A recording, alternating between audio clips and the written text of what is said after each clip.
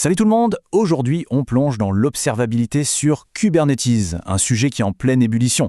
On ne se contente plus de juste surveiller passivement, non. L'idée, c'est de construire des systèmes qui sont à la fois intelligents, super efficaces en termes de coûts et de plus en plus autonomes. On va voir ensemble comment cette petite révolution change complètement la donne.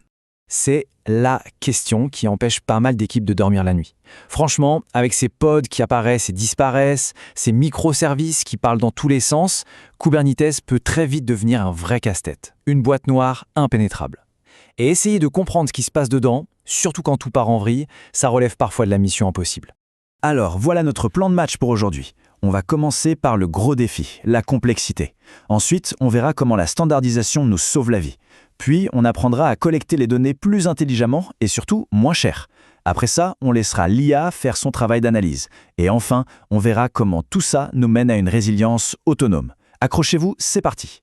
Toute la force de Kubernetes, c'est sa capacité à gérer des environnements hyper complexes. Mais voilà, c'est cette même complexité qui rend nos vieux tableaux de bord complètement obsolètes. Regardez juste un graphique de CPU pour comprendre ce qui se passe dans un cluster, c'est un peu comme essayer de piloter un avion de chasse avec le volant d'une Twingo. Ça ne marche pas. Et c'est là qu'il faut bien comprendre la différence. D'un côté, on a le monitoring, la vieille école. On est réactif, on regarde ce qu'on sait déjà, du genre « alerte, le disque est plein à 80%. » De l'autre côté, on a l'observabilité. Là, on devient proactif. On part à la chasse aux inconnus, ces problèmes bizarres qu'on n'aurait jamais pu anticiper. On se donne les moyens de poser n'importe quelle question au système pour comprendre ce qui se passe vraiment.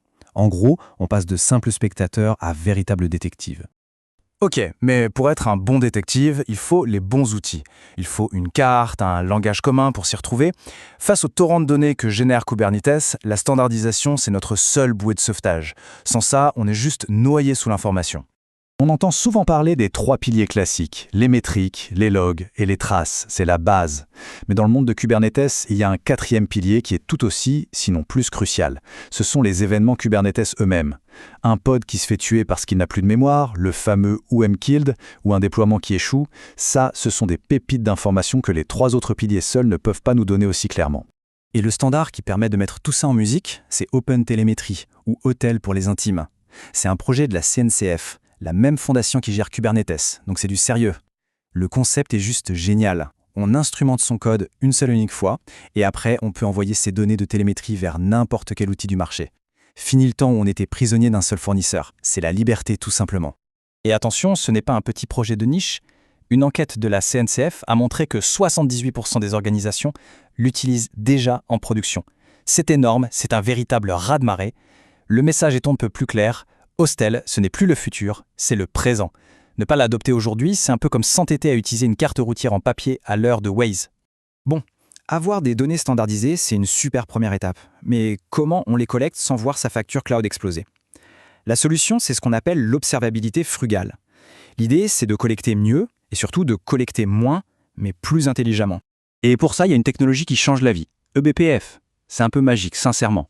eBPF nous permet de nous brancher directement sur le cœur du système, le noyau Linux, pour observer tout ce qui s'y passe, les appels réseau, les accès aux fichiers, etc.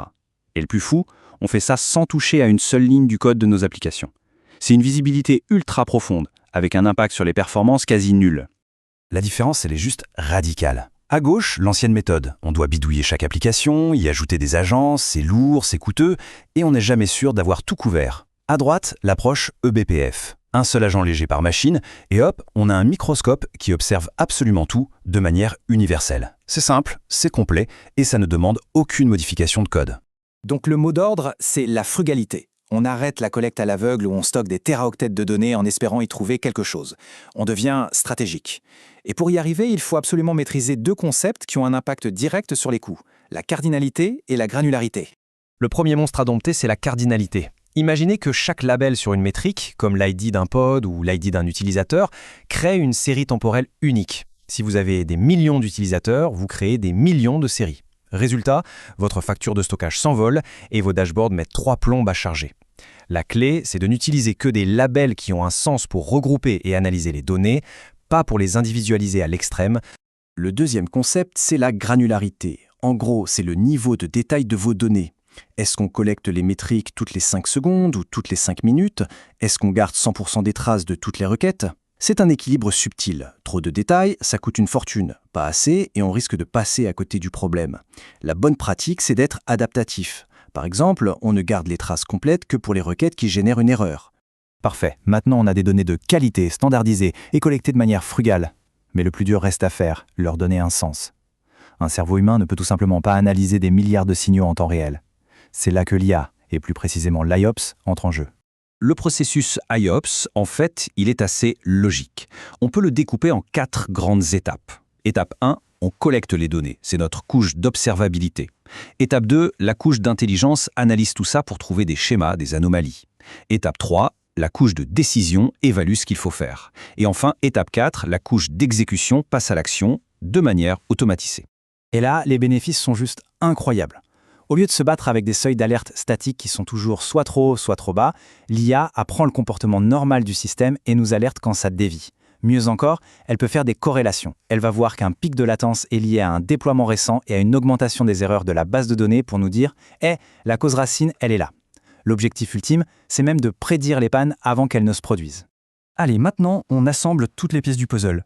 Concrètement, ça ressemble à quoi? Une architecture qui intègre tous ces principes pour devenir non seulement résiliente et automatisée, mais aussi frugale et autonome. Pour illustrer ça, partons d'une architecture super classique. Un site de production principal et un site de secours ou de disaster recovery. Sur le papier, c'est solide. Mais dans la vraie vie, le basculement est souvent manuel, il est déclenché trop tard, au milieu de la nuit, dans le stress, c'est une source d'erreur monumentale. Comment est-ce qu'on peut rendre ça plus intelligent? Et voilà, c'est ici que tout prend son sens. Le basculement n'est plus déclenché par un ingénieur réveillé en panique à 3 heures du matin. Non, il est initié par l'IA qui détecte une dégradation anormale des performances. Au même moment, le système passe en mode diagnostic et augmente la granularité des traces pour comprendre l'incident. Pendant ce temps, l'IA a déjà prédit l'impact et a préchauffé le site de secours pour qu'il soit prêt à prendre le relais instantanément. Le système ne subit plus la panne, il l'anticipe et y réagit. C'est ça la résilience autonome. On termine là-dessus. La combinaison d'OpenTelemetry, d'eBPF et de l'IA, ce n'est pas juste une nouvelle façon de déboguer. C'est la promesse de systèmes qui se soignent tout seuls, qui s'optimisent en permanence et qui absorbent les pannes en silence sans que personne ne s'en rende compte. Bienvenue dans le futur de l'infrastructure cloud native.